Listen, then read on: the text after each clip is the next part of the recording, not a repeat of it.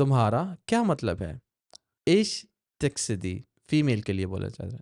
इश तकसदी तुम्हारा क्या मतलब है? What do you mean?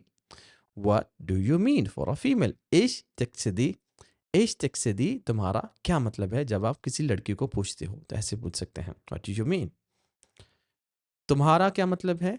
शू कस्तिच शू शू जैसे मैंने पहले बोला, शू किस जगह पे इसकी जगह शू बोला जाता है। कस्तिच फॉर फीमेल चा बोला जाता है बहुत सारी जगह पे।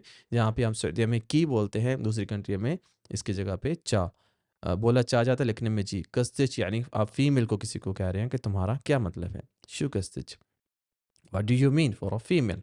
इसी तरह बोली जाने वाली अरबिक और साथ में इंग्लिश और साथ में उर्दू और साथ में रोमन में, जिसको इंग्लिश उर्दू नहीं, जिसको अरबी भी नहीं पढ़नी आती, तो वो रोमन इंग्लिश में पढ़ सकता है। अरबिक लिखी हुई है उसमें, उर्दू भी उसमें लिखी हुई है।